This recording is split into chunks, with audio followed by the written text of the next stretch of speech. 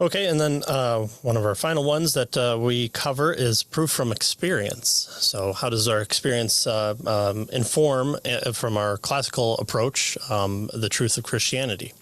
Classical apologists do not build their case from theism primarily on religious experience.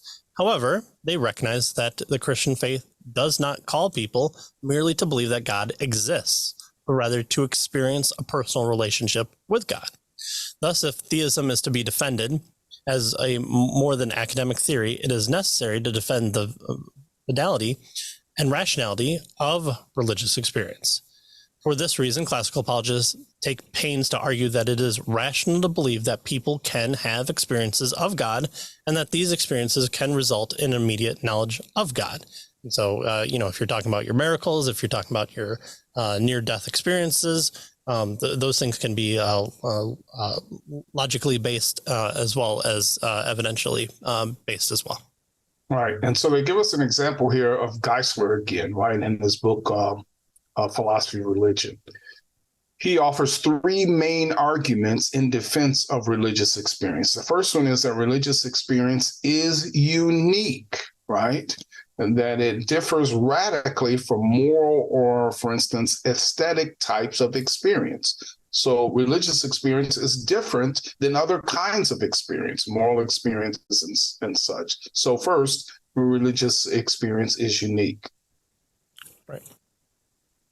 Well, and then second, the religious impulse, if not religious experience per se, is universal. Classical apologists contend that the universality of religious experience across centuries and cultures points to a basic human drive towards self-transcendence. Now, near-death experience tends to be more kind of in the evidential camp, but this kind of universality of time, culture, and different types of experiences when it comes to near-death experience has caused people to study it as a thing of history, as a scientific study point, and trying to conclude whether or not these experiences are true. But this kind of universal nature across both time and culture seems to bolster the claims that NDEs are a thing that is happening to us. And so scientists and philosophers can disagree, whether it's chemicals released from the body that we're all experiencing, or it is some type of kind of universal concept that points back to religion. But something is happening, and so the classical model could focus in on this.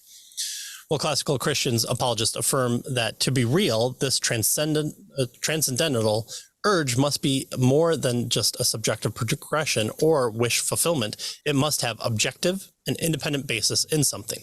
So, you interview the woman. She was dead on the table. She floated above her body, she reported, and she reported that a child's drawing was on top of the cabinet that no one could see. She falls back into her body. She recovers, and she tells the doctors about this. They say, no, absolutely not. There's no way that picture is there. Get a ladder, go up, and sure enough, there's the picture.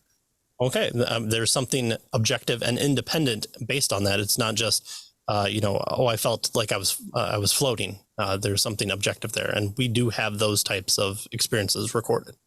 All right, good. So first, religious experience then is unique, right? It's different from other kinds of experience. Secondly, it's universal, right? It's been across cultures and centuries and that sort of thing. And then thirdly, they argue that religious experience is too ubiquitous to be explained away, right? So it's everywhere. It's ubiquitous. Geisler reasons that the evidential value of religious experience can only be discounted by making the radical claim that every person in the history of the world who claimed to have a religious experience has been totally deceived. There. And, obviously this would be an erroneous and onerous claim to prove. And so the conclusion that some reality exists that corresponds to the universal need for transcendence then still stands. And thus, notice there must be a basis in reality for at least some religious experience. In fact, For if even one religious person is right about the reality of the transcendence, then there really is a transcendence, right? So we have, it's universal, it's ubiquitous, and it is, unique, and therefore it's something that we can't dismiss. Is Right. the idea here? Right. Right, and the other side can say, well, even Muslims have religious experience, even Buddhists have this kind of universality of experiencing a period outside their body. Okay, let's grant that fact, but now we're having a conversation within a smaller subset to say, all right, things are happening, and we have to explain them. So again, the classical model gives us a place to sit at the table and talk about these type of experiences, and whether or not they can all be explained away with a swipe of a hand would be difficult. But it's something that has to give us pause, that offers an explanation to, just like how we can't discount the planet wanderers out there in our spherical model for geocentrism. There might be a case where sure enough, those out of body experiences could point to the existence that God is real. Now, what God is that? We're now on to a different question, but we're just talking about the facts of religious experiences.